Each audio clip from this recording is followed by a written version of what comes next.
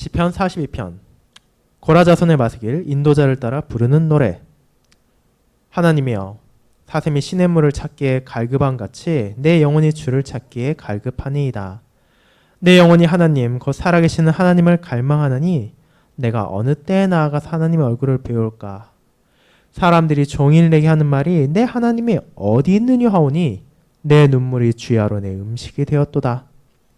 내가 전에 성의를 지키는 무리와 동행하여 기쁨과 감사의 소리를 내며 그들을 하나님의 집으로 인도하였더니 이제 이 일을 기억하고 내 마음이 상하는도다. 내 영혼아, 내가 어찌하여 낙심하며 어찌하여 내 속에서 불안해하는가. 너는 하나님께 소망을 두라. 그가 나타나 도우심으로 말미암아 내가 여전히 찬송하리로다. 내 하나님이여, 내 영혼이 내 속에서 낙심이 되므로 내가 요단 땅과 헤르몬과 미사엘산에서 주를 기억하나이다.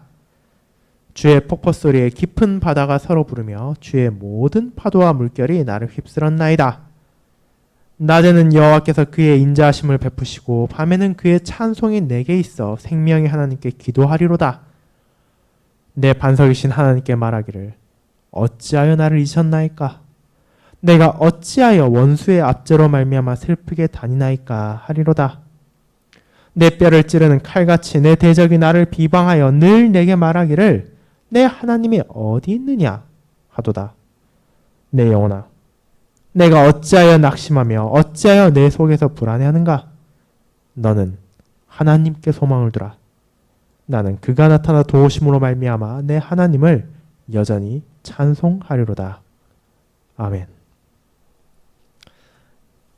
기고문을 읽을 때 시편 42편을 덮지 마시고 그대로 옆에 펼쳐주시길 바랍니다.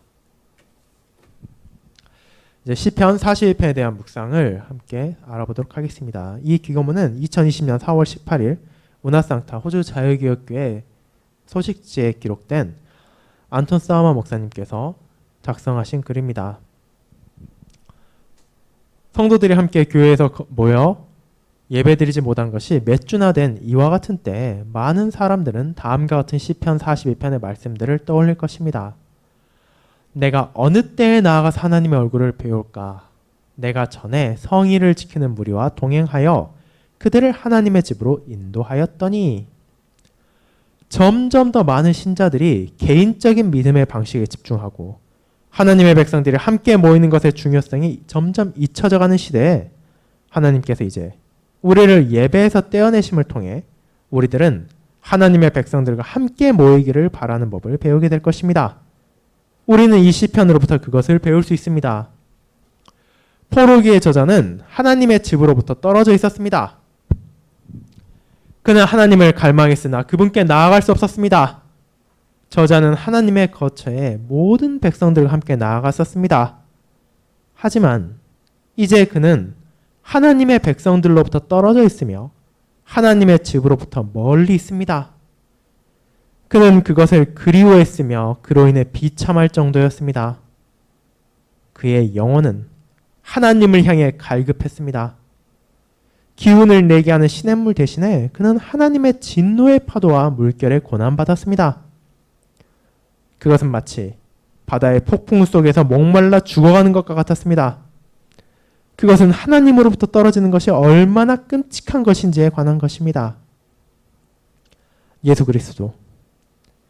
그 안에서 우리는 우리 주 예수 그리스도에 대한 예언을 봅니다.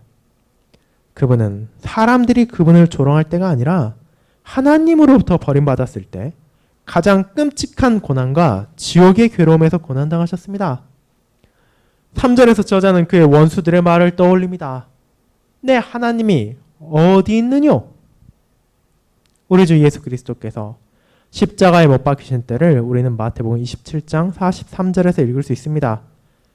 그가 하나님을 신뢰하니 하나님이 원하시면 이제 그를 구원하실지라. 그의 말이 나는 하나님의 아들이라 하였도다. 그리고 이후 주 예수께서 직접 외치셨습니다. 나의 하나님 어찌하여 나를 버리셨나이까. 십자가에서 고난당하신 우리 주 예수 그리스도의 가장 끔찍한 고난과 비참으로 인해 저자는 말할 수 있게 되었습니다. 너는 하나님께 소망을 두라. 내가 여전히 찬송하리로다. 그는 하나님께서 그곳에 있으심을 알았습니다. 하나님께서는 살아계신 하나님이시며 그것을 그는 알았습니다. 하지만 그는 하나님과의 교제를 그리워했습니다. 살아계신 하나님과 사는 것, 그것은 그분의 백성들과 함께 그분께로 나아가는 것입니다. 하나님의 백성들과 연합되고 그들과 함께 그리스도와 연합되는 것입니다. 함께 모이다.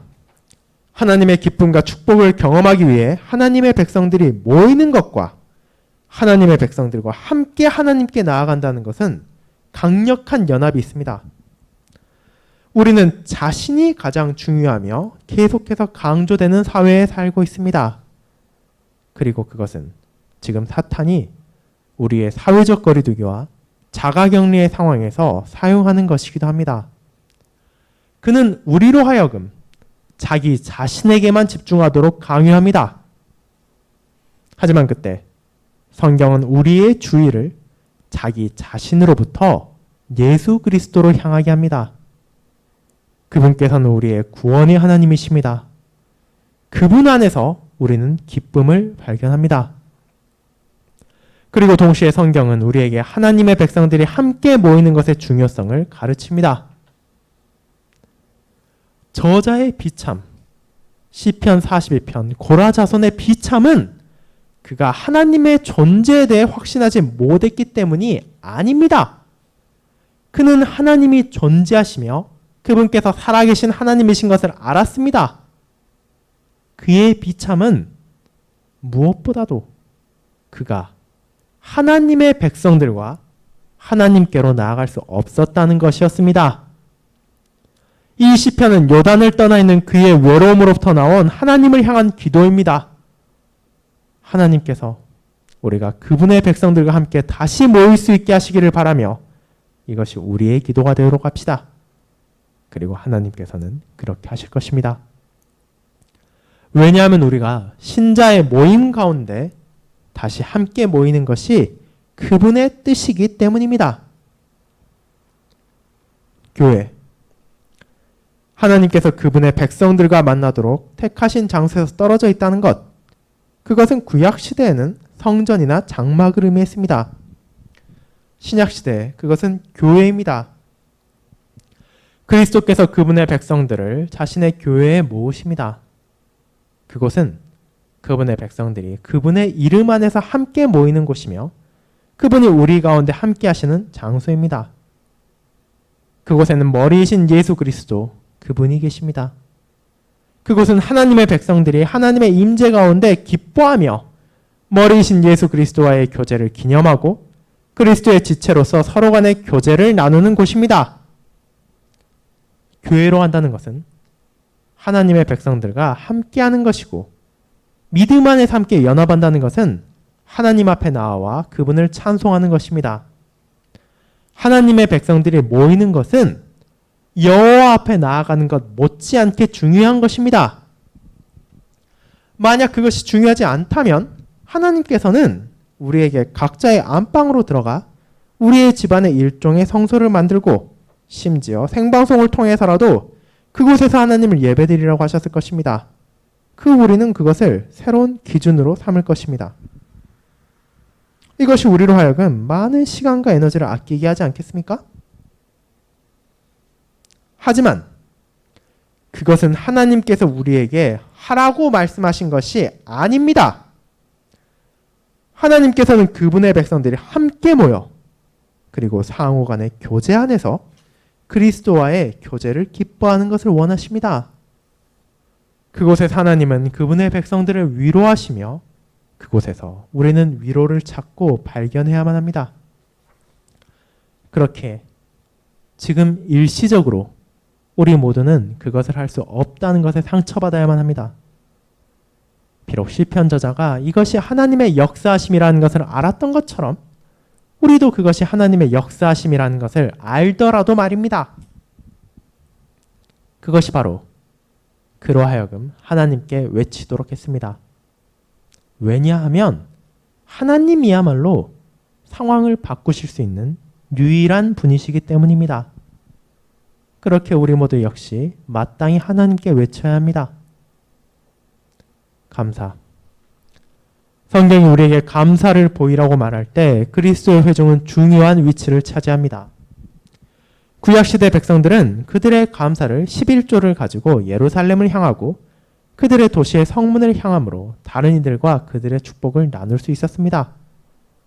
그들의 감사의 제사는 하나님께서 그분의 백성들과 만나도록 택하신 성전 안으로 전해졌습니다. 감사를 보이는 것에는 그것을 함께 교제한다는 요소 또한 중요했습니다. 로마서 12장 1, 2절에서 바울은 기록했습니다. 그러므로 형제들아, 내가 하나님의 모든 자비하심으로 너희를 권하노니 너희 몸을 하나님이 기뻐하시는 거룩한 산 제물로 드리라. 이는 너희가 드릴 영적 예배니라.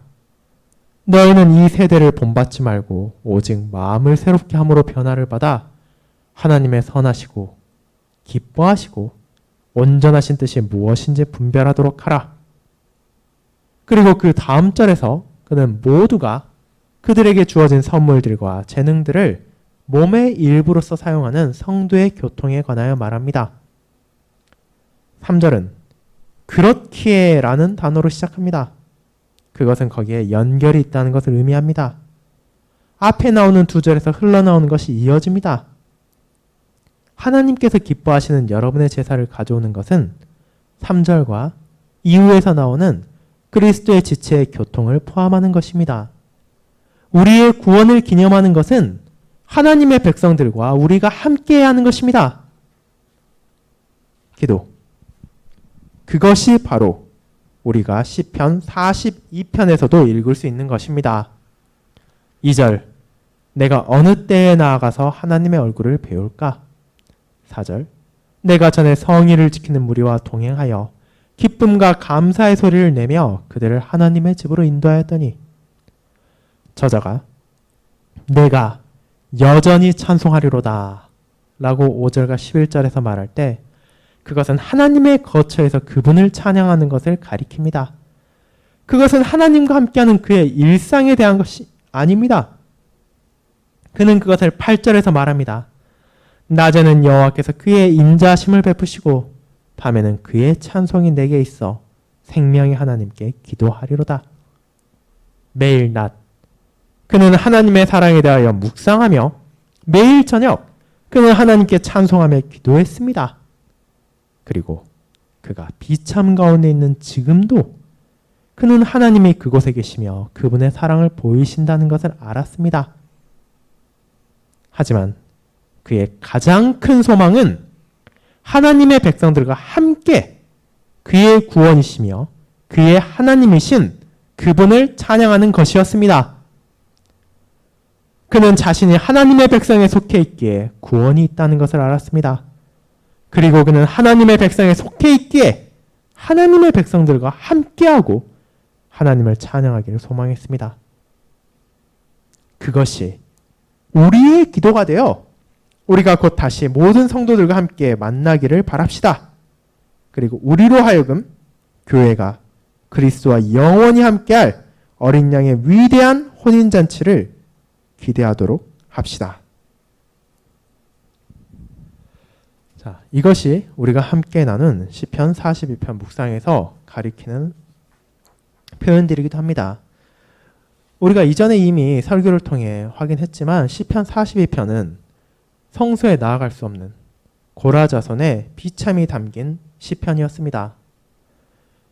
그는 하나님께서 계시다는 것을 분명히 알고 있었고 하나님의 존재까지도 확신할 수 있었습니다.